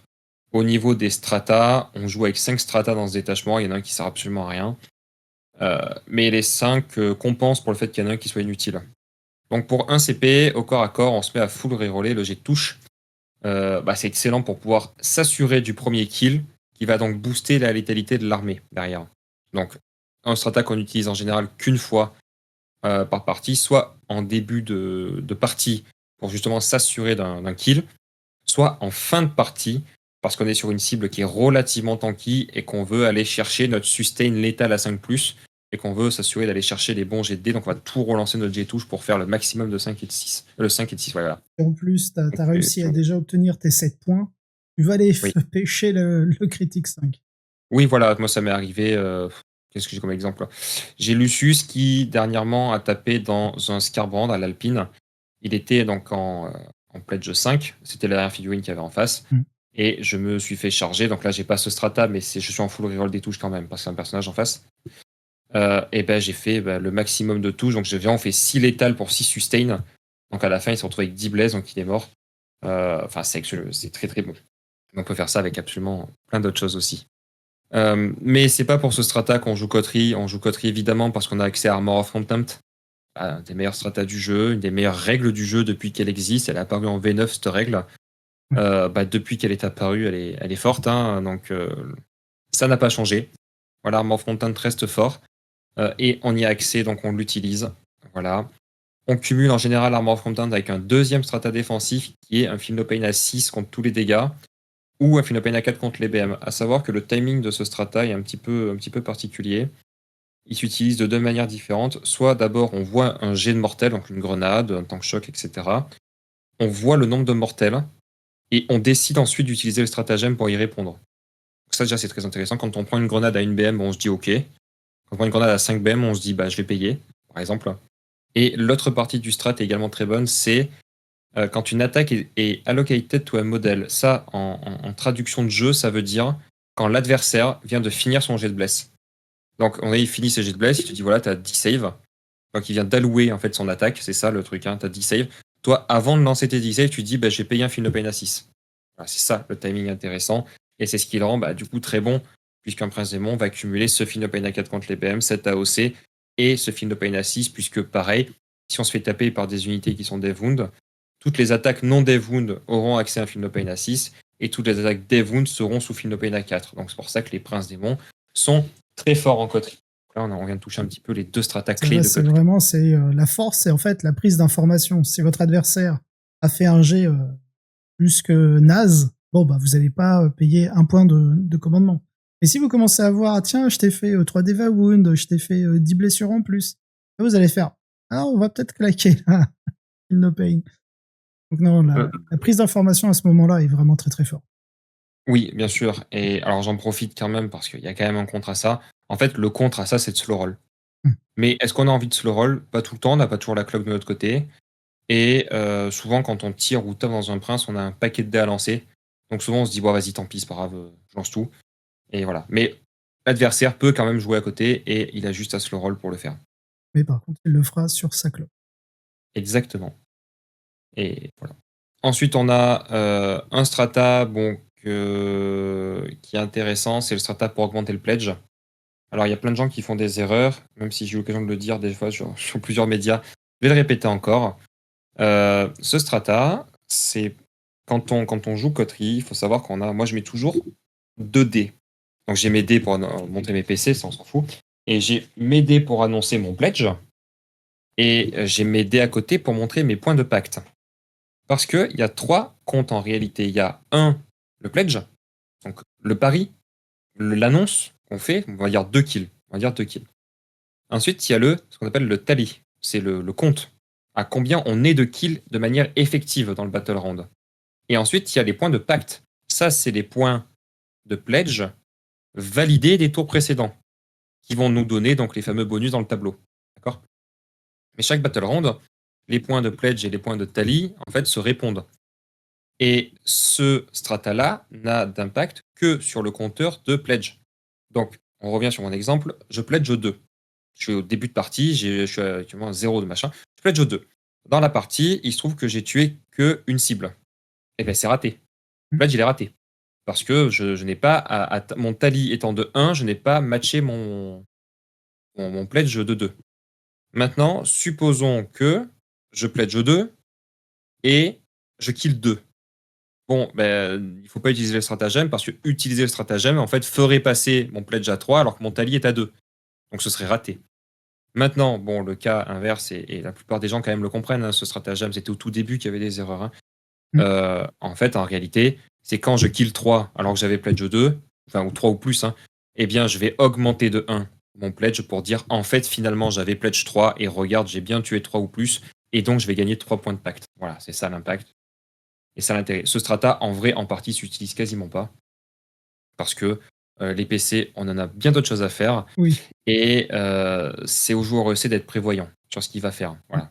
C'est très rare que ça s'utilise, ce stratagème. Écoute, je pense qu'on Passons a au dernier fait strata. assez bien le tour de la coterie. Il y a un dernier Euh, strata qui mérite qu'on en parle. C'est le strata du taunt. Rapidement, c'est la même chose que pour les sœurs. Alors, j'appelle ça Martyr Lady, mais c'est pas le nom du détachement. Mais Halloween je Martyr. pense que les gens. Ouais, Halo de Martyr, merci. Je crois que c'est à l'ancienne. Hein. Et bon, voilà, ça permet de forcer les unités à taper dans une infanterie. C'est très bien. Moi, j'utilisais mes noise pour ça à la fin, tellement ils me gonflaient. Donc, ça marche bien. Ça permet de protéger encore les princes, etc. Tout ça. Voilà, puisqu'on va rediriger toutes les attaques dans les piétons qui sont à côté, plutôt que ça parte dans le prince ou dans autre chose. C'est ça. C'était très bien. On va revenir un petit peu sur notre tier list. On va parler du Carnival of Excess. Tu Et bien, le Cardinal, placerais là ou là en ce moment? top tier 1, je pense. Top tier En fait, 1. Kotri est vraiment une classe au-dessus, quoi. Kotri est D'accord. une classe au-dessus et il est vraiment tout seul dans D'accord. son truc. Malgré tout, ton expérience à l'Alpine, etc. Alors, Non, l'Alpine, j'étais en Kotri. t'étais en coterie. C'était quel Ouais. tournoi, tu m'as dit C'est le Home Nation. Voilà. Le Home Nation, malgré ton expérience en Carnival of Excess, après un peu ton retour d'expérience dessus, tu préférerais tout de même, que ce soit autant en solo qu'en équipe, jouer quand même coterie? Oui, parce que Carnival, en fait, dépend de tes démonettes. Donc, dès qu'on D'accord. affronte Eldar avec des Dark Reapers indirects, Deathwatch qui est extrêmement méta en ce moment, en fait, on a automatiquement perdu. OK. Parce qu'on se fait prélever toutes nos démonettes Ouais, aller avec les à forts, la fin de partie. et cetera. Et c'est Et Carnival a ce petit côté. J'ai fait le tour, quoi. J'ai fait le tour de EC et j'ai envie d'un peu me spécialiser à côté, mais pour des résultats rapides et plus fiables, Coterie est largement au-dessus. Carnival, la règle de détachement elle est super simple. Tant que des EC et des démons sont assis pas l'un de l'autre, les deux gagnent sustain. Et si par hasard on avait déjà sustain, on se met à crit à 5. Donc l'idée, moi, c'était de jouer avec des defilers auto-canon crit à 5. C'était pas mal. Oui. C'était pas mal, mais voilà, c'est pas transcendant. J'ai Mmh. apprécié le jouer parce que ça changeait beaucoup. On a accès à des très bonnes reliques, dont une qui permet de auto-advance 6 fly. Donc ça rend un Lord Exultant super mobile, super intéressant. C'est le Warpwalker, je crois le nom de la relique. OK. Et on a l'autre relique qui est Possess Blade. Possess Blade qui permet de passer dégâts 3 Death Wound sur la grosse arme. Pareil, ça la rend super intéressant. Il a fait des trous. Il a fait des gros trous tout le long du tournoi. Voilà, après, Sur c'est un quand même un prince petit démon peu. ailé? C'est ça? Non, moi, c'était sur un Lord Non? Exultant. D'accord, OK. Je pouvais pas de Prince Démon ailé, justement. J'étais parti sans Prince Démon ailé. Oui. J'avais 3 Lords Exultants, ou 2, je sais plus. 2 escouades de Noise, 2 Defiler, 40 démonettes, Lucius. Enfin, j'avais pas mal de trucs comme ça. Moi, j'avais D'accord. que 2 Lords Exultants. Tu as quand même, Et sorti c'était pas mal. Lucius. Bah oui, parce qu'il est beau. Voilà, une belle figurine et j'avais envie de l'avoir sur ma table, mais non, oui, objectivement, Au niveau faut juste jouer sans des jouer dessus. stratagèmes, tu tournes un peu autour desquels en général sur le carnival? -8 au tir, intéressant, et le 2 PC, repartir en réserve avec des démonettes et retomber à 6 pas et puis charger. Donc c'est le Dark Apparition, que tu veux voir, voilà. En gros, on prend des démonettes à la fin de l'opponent fight phase, on repart en FEP avec et on peut retomber à 6 pas d'unité ennemie, à la condition qu'on soit Woolly Within 9 d'unité EC, ça c'est pas très compliqué. Et Mmh, du coup, on charge à 5 parce que pour rappel, les démonettes avec l'instrument ont plus en la charge. c'est ça donc Donc ça, une c'est charge à vraiment 5. cool. Et il y a notre stratagème que tout le monde en a peur. En réalité, il marche pas trop. C'est le stratagème du milieu gauche, si tu regardes sur ton écran. J'ai oublié Ecstatic son nom. Shooter. Voilà, c'est celui-là. En fait, on peut double charger. L'idée, on va dire, prenons un cordon vraiment fragile, genre, prenons 10 cultistes, le cordon type. On charge avec des démonettes, on charge avec un Lord Exultant dedans. Les démonettes vont taper, vont tuer les 10 cultistes.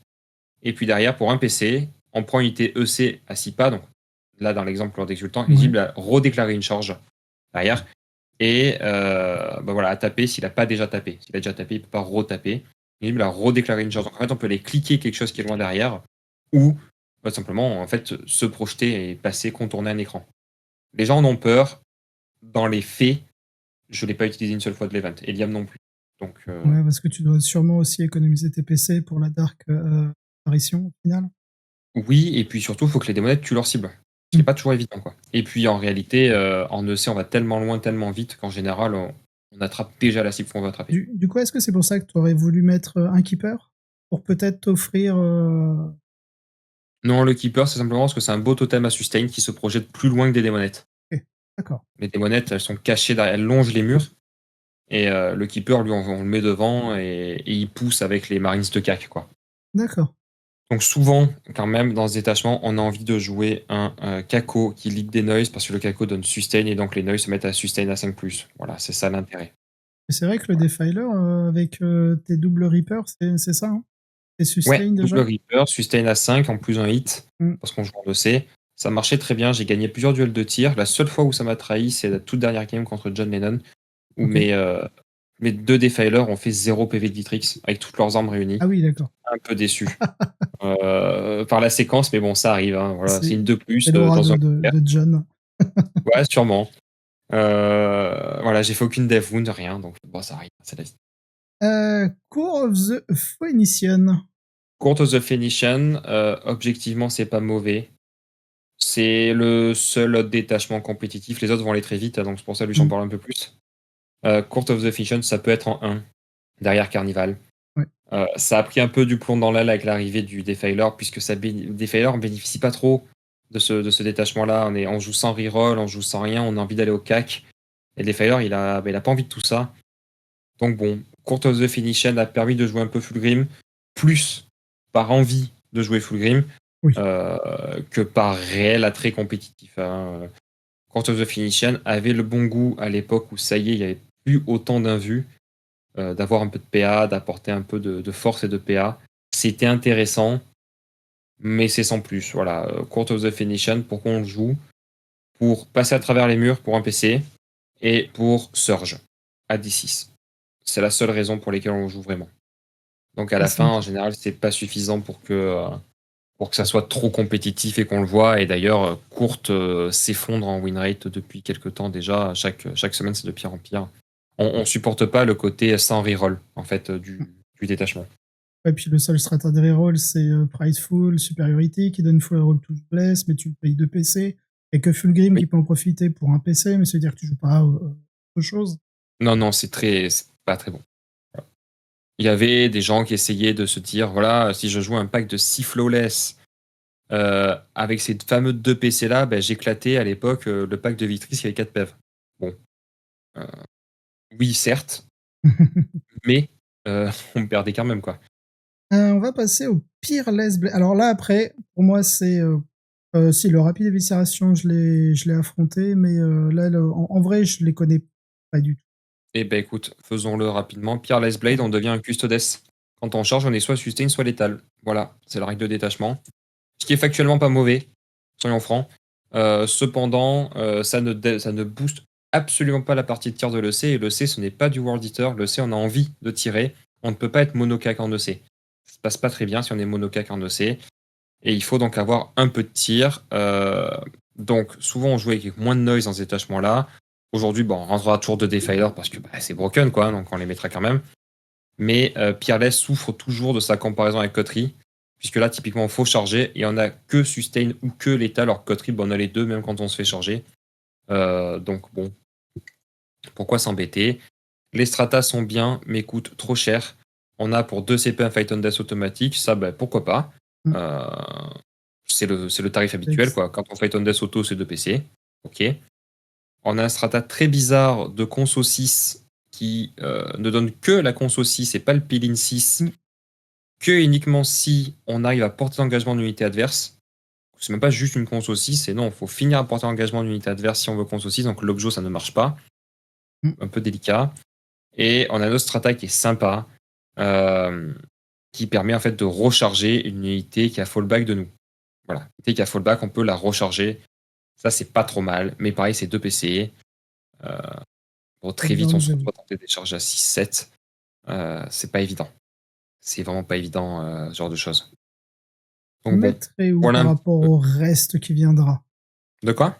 On le classerait où dans cette tier list? En 2. En 2, parce qu'il a fait ses preuves. Les Espagnols en sont fans. Pour ceux qui aiment bien regarder les events, je vous encourage à regarder les events en Espagne. Et eux, ils jouent qu'en Games Workshop, l'Espagne. Et enfin, quasiment qu'en Games Workshop. Et Peerless a fait un peu de résultats là-bas. Je ne saurais dire si c'est dû au fait que le joueur est très bon ou si c'est un méta un petit peu plus tendre, je ne sais pas. Donc, voilà. Mais en tout cas, ça a existé. Moi-même, ça m'a intéressé, Peerless. Les reliques, il y a une relique qui est sympa. C'est pas mauvais, mais c'est pas transcendant. On va passer à rapide éviscération. Rapide éviscération, écoute, c'était nul, et puis ils l'ont boosté. Maintenant, les transports aussi bénéficient de la reroll as touche bless, et c'est plus quand on en débarque seulement. Il est dans la même veine que tous ces détachements transport mécanisés. Il y a le World Eater qui est comme ça, il y a le Drukhari, il y en a un qui est comme ça aussi. Récemment, il y a le Space Marine aussi. Le Space Marine, bon, Space Marine forcément. Oui. Le CSM, non, il n'a pas de truc comme ça, le CSM, ou alors ça m'échappe. Mais bon, voilà. Quand on perd nos transports, on perd toutes nos règles. C'est ce qui le rend un peu moyen.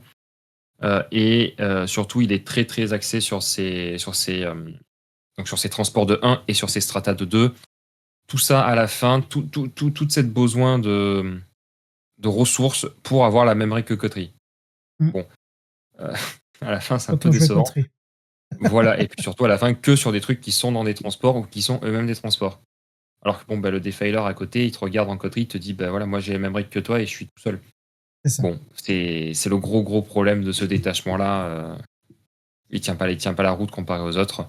Les stratas sont pas mauvais, mais rien de transcendant.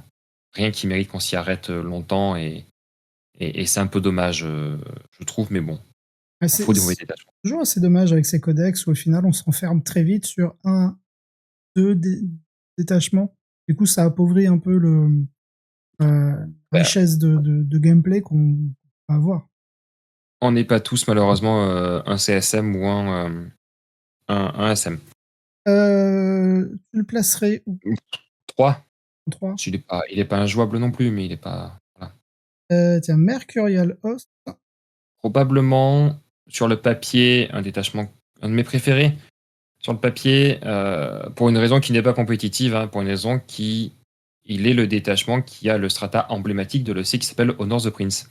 C'est le strata le plus emblématique de l'EC. Tous ceux qui ont quelques années de jeu reconnaîtront ce stratagème.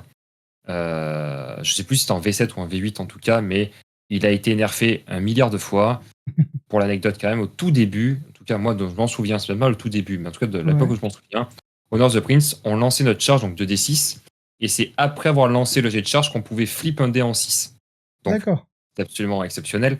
Donc à l'époque, avec un Master of Execution qui arrivait de réserve ou de FEP avec un drop-pod, bref, plein de trucs un petit peu farfelus, on tombait de FEP et on avait 99,7% de chance de rentrer une charge de FEP, puisque sur 4 dés, il fallait faire un seul 3+. puisqu'on pouvait lancer notre charge, CPR notre charge et après utiliser le strata par-dessus. Donc il fallait faire juste un 3+ en rentrer notre charge depuis les FEP.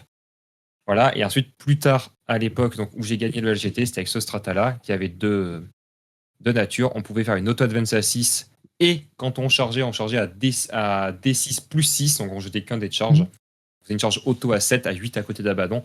C'était absolument génial. Bon, aujourd'hui, donc c'est une advance auto à 6. C'est un peu la nostalgie qui parle. C'est pas mauvais. Le détachement n'est pas mauvais parce qu'en fait, il donne la reroll des advances. J'aurais aimé quand même une reroll des charges de base. Je pense que ça aurait pas tué le compétitivité du jeu. C'est vrai que ça fait pauvre comme règle de détachement. Ouais, que reroll advance, c'est un peu timide. Surtout quand on a rien, mais alors rien pour booster la létalité. Ce qui du coup, vraiment, on joue vraiment un jeu de Warhammer très honnête, quoi. Vraiment, on joue au Games Workshop local où on fait une démo. On lance des dés, on reroll que dalle. Bon, moi j'aime bien, mais à la fin, c'est pas compétitif. Voilà, donc c'est derrière Mercurial Host, mais c'est pas unplayable non plus. D'accord. Il y a quand même quelques farfelus qui l'amènent en tournoi, contrairement au dernier qui n'aura jamais été amené en tournoi de l'édition. Chosen. Chosen, qui c'est objectivement un scandale. La règle de détachement ne marche pas. Voilà, donc elle est objectivement pas écrite pour fonctionner. Je vous la mets. Si tu veux, je te laisse l'afficher. Ouais. Et on va pouvoir se lire ça et voir ensemble la catastrophe. Les unités personnages Emperor Children de votre armée peuvent ignorer tout ou en partie des modificateurs de mouvement, d'avance, de charge. Et après, c'est quoi? Début de la bataille, ton unité seigneur de guerre. Ah, mais attends, c'est pas le détachement où tu choisis des unités qui sont champions ou. Ah bah non, tu choisis pas, sinon ce serait facile. Non, tu choisis pas. Donc en fait, t'as ton champion. Non, c'est quand qui est tu ton warlord de départ. Okay. Ouais. C'est ça. Et on te dit que tu deviens donc le favor de champion. Ok. Donc là, c'est que les unités de caractère. Ça, pourquoi pas? Il y a plein de détachements qui ne sont basés que pour les caractères. Ok, pas de problème. Mais, en gros, quand t'es champion, tu gagnes la reroll des blesses. Bon, déjà, c'est un peu timide. Mais, surtout, ton unité, pour devenir champion, il faut qu'elle ait tué quelque chose. Donc, t'envoies ton caractère qui est pas champion, il tape un truc, sans reroll, et il devient champion. Donc, en fait, elle est où ma règle d'armée? Enfin, rendez-moi ma règle d'armée, tu vois. Tu joues vraiment sans rien. Bah, tu joues en ayant modificateur advance charge, quoi. C'est-à-dire, tu joues sans rien. Et à partir de là, donc c'est un petit peu cataclysmique. Sachant que si tu joues des infractors.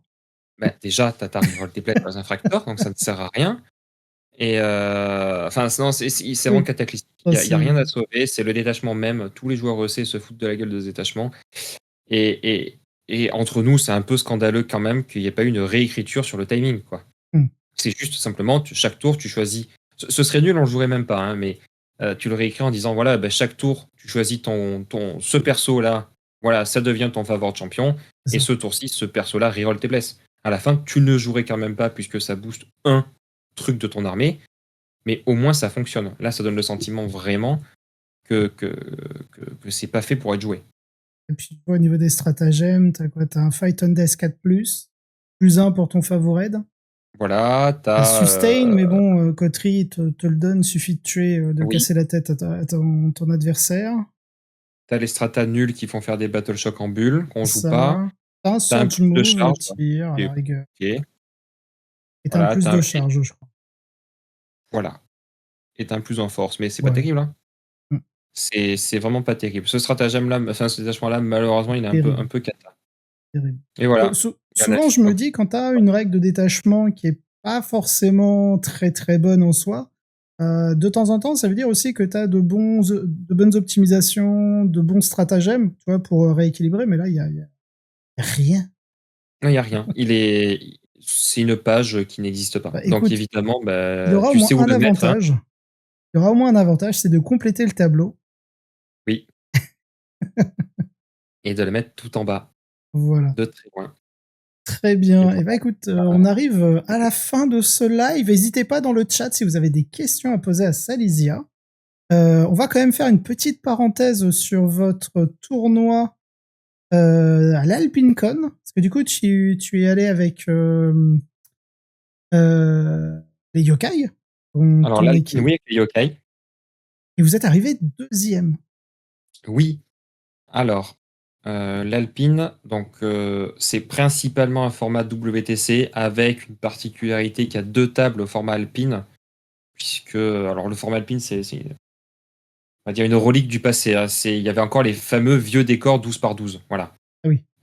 Pour ceux qui ont connu, c'est une relique du passé et donc on a quelques tables en 12 par 12. Donc on a fait ce tournoi parce que c'est un des rares tournois qu'on peut faire pendant l'année. On avait fait l'ITT de janvier ou février, je sais plus. Enfin, je crois que c'était les deux. Ça se chevauchait sur les 2 mois. Fin janvier en tout cas. Et on Ok. avait fait un résultat tout à fait moyen. Enfin, en tout cas pour nos espérances, ça je parle. Hmm. Sans paraître prétentieux ou quoi que ce soit. On était un peu déçus de nous.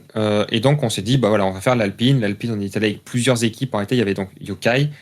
Et puis il y avait des copains qui étaient donc chez des Keiju et une autre équipe, dont d'ailleurs, j'ai oublié le Il y nom. avait les kaiju. Il y avait les Keiju, oui, et il y avait des copains comme Zeka Quintel qui jouaient également Ouais. dans une autre équipe, mais Les une équipe qui kaiju avait un aussi. nom un peu même, et j'ai oublié le nom qu'ils avaient. Voilà, peut-être que s'ils Oui, m'écoutent, bon, les diront par MP. l'humour français dans les noms. Ouais, voilà, ils avaient un nom un petit peu même, et je sais plus ce que c'était leur nom, Très bien. un nom un petit peu trollesque, et ça avait plutôt pas trop mal marché. Voilà. Et donc effectivement, on a fait deuxième. On est assez satisfait par contre là, parce qu'on est allé avec un roster un petit peu. Ouais, mais il a dit Quintel dans le chat là, Mega Blaster. Voilà. Et il y avait Ok. dedans donc Quintel et Zeka des Yokai. Il y Ouais. avait Wardak, Là, l'équipe Outsider. je montre justement ronde 1. Vous avez affronté Black Tower Criminals. Oui, des Italiens qui étaient très gentils, mais plutôt, on va dire, certains étaient débutants en tournoi. C'était leur D'accord. premier event. Ils étaient l'équipe 2 d'une autre équipe. Oh, c'est un Voilà, donc super event c'était. pour le coup, je trouve. Ah oui, pour débuter, eux, ils Ouais, ont ouais. adoré. Et l'event sur place est très cool. Il y a de la place. C'est très très bien comme event, hein. Moi, j'ai beaucoup aimé. C'est juste très compliqué à y aller pour des Français. C'est un peu le périple, hein. Moi, j'ai fait 9 heures de trajet pour y Je, aller. C'est un peu chiant. je vais vous montrer rapidement la liste de Silesia. Donc, deux princes démons. On est en coterie. Oui, Donc, deux princes démons, trois lords exultants, Lucius, pour le montrer. ouais, Le beau gosse. le beau 3 gosse. 3x5 infractors, 1x5 tormentor, 2 rhinos, 2x3 flawless, comme tu nous en as parlé tout à l'heure. Ouais. Et les noise marines, parce que je suppose que les defilers n'étaient pas disponibles encore. Et oui, ah oui, le grand drame les Defiler, malheureusement pas in. Voilà. C'est ça. Et donc, tu gagnes 14-6 contre un World Eater round 1. Oui, un Regardez, World round Eater 2. Gortrak.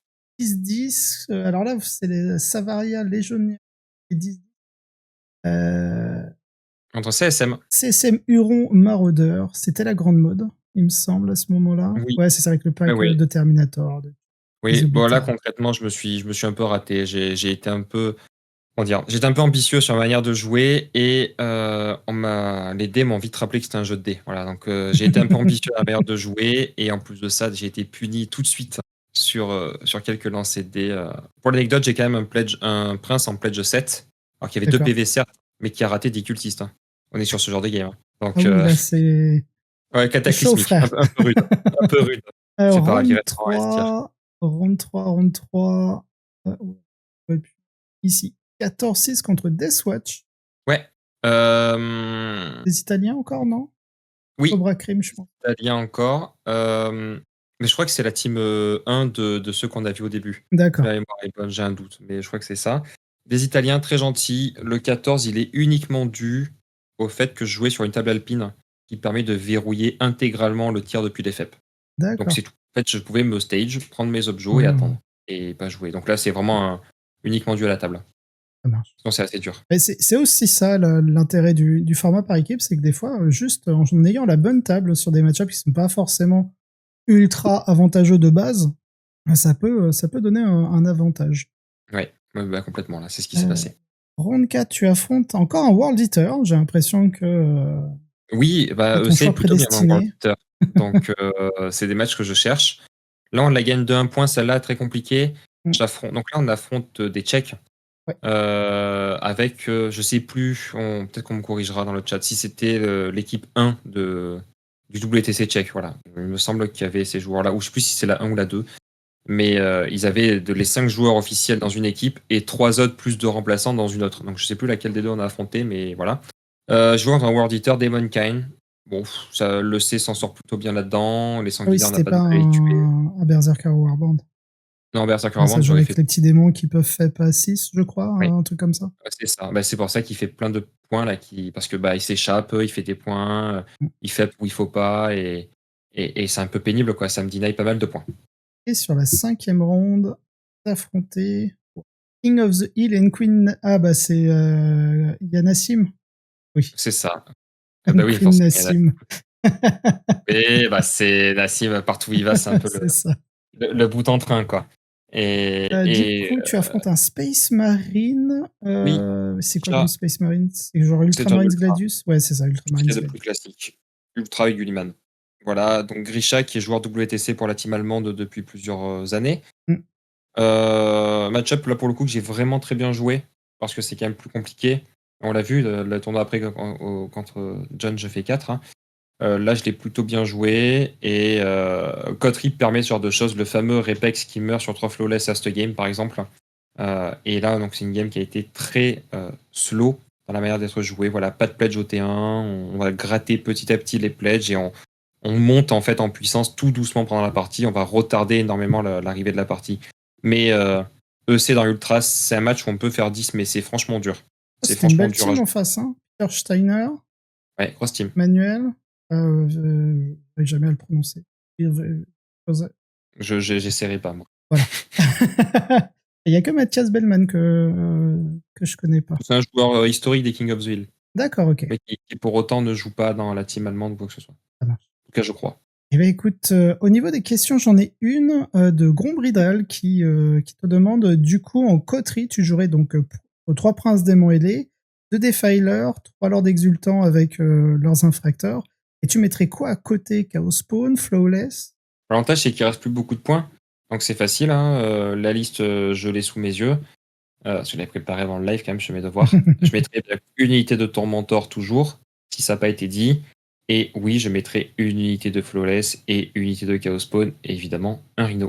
Et il me Voilà. Je semble descendrai qu'à un seul Rhino, une liste, il mais n'y a bon. pas si longtemps, qui a fait un top comme ça. Oui, c'est la liste de Niklas, Ouais, très voilà, riche, c'est ça. qui a bien fonctionné. Il y a également une liste qui a très bien fonctionné, c'est celle de Malte Olf, aussi en Allemagne, mais qui joue qu'un seul Lord d'Exultant et qui joue plutôt 2 Maulerfin, 3 Princes Démons, 2 Defiler. Moi, je joue pas EC pour jouer ce parking, donc je préfère celle de Niklas. Mais les deux fonctionneraient très bien, il Je n'y a mets pas la de. liste de Niklas ici, sur les 3 scellés, dont l'un est Warlord, 3 exultants, point. 3x5 infracteurs, 1x5 tormentor, Ouais. le petit Rhino, le Chaos Spawn, les 2 Defiler, les Flawless. Et on voit que malheureusement, il a le raise et pas le flip, mais bon, Oui. c'est pas mauvais, ça fonctionne quand même. Et si on a envie de jouer un deuxième Rhino parce qu'on n'a pas envie, on tombe les Flawless. Hein. Je fais le swap on the dot, tu tombes les Flawless, tu rajoutes le flip et tu rentres. Enfin, tu mets le flip, t'enlèves le raise et tu mets un Rhino. Deuxième. Mais bon, je trouve ça moins bien. Bien, Les écoute, Flawless. merci beaucoup, Salisia, de t'être prêté un petit peu au jeu. Ça aurait été cool de voir la liste de Nassim, même si c'est pas le débat, pas de souci. Faut la mettre vite fait. Nassim, elle est là, elle est en taux. Tac, je vous remets la petite page. Quelles sont un peu Déjà bien fait, tes actualités, Salisia, en termes de prochains tournois, etc.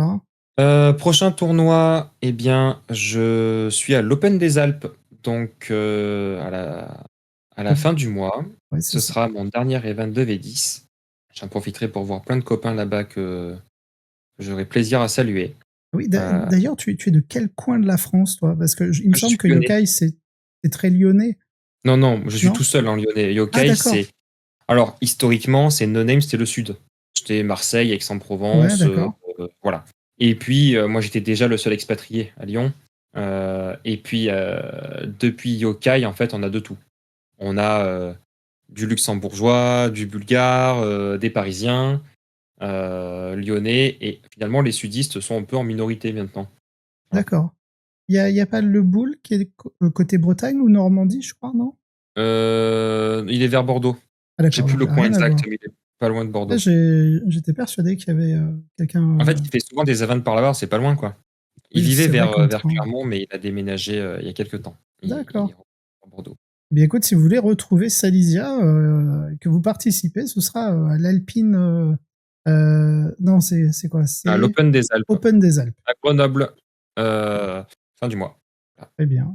Écoute, C'est merci à un tous de gros nous pourboire. avoir suivis. N'hésitez pas évidemment à soutenir, vous avez eu durant la soirée le lien vers la cagnotte de l'équipe de France. Je vous la remets. Tac, PDF pour soutenir l'équipe de France.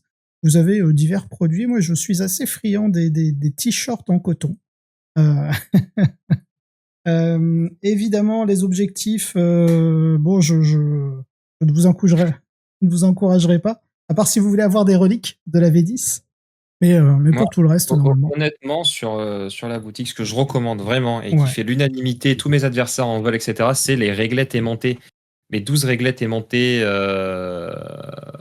ça, c'est excellent. Ça, c'est excellent, je m'en sers tout le temps. Tout le temps, tout le temps. Mes adversaires veulent toujours les récupérer. Il y a même des pays, j'allais dire des étrangers, mais au sens du pays étranger, qui veulent en acheter, marqué pourtant France, parce que c'est un excellent outil. c'est ça. Coterie supérieure à Carnival, bah écoute, à la tier list, là, je te l'ai mise sur le stream Slanesh Lover. Et oui, on est sur une coterie au-dessus de Carnival. Oui, en termes de puissance, oui, largement.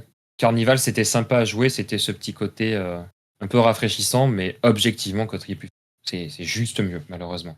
La Gombrie, Et je dis oui. malheureusement, puisque c'est un peu pénible. J'ai dû dépasser les 200 games en Coterie. C'est bon, au bout d'un moment, ça me fatigue un peu. Tu m'étonnes. Bon, en tout cas, merci à tous. Je te souhaite une excellente soirée. Ben, merci à Salysia, toi et aussi. puis peut-être à une prochaine, qui sait.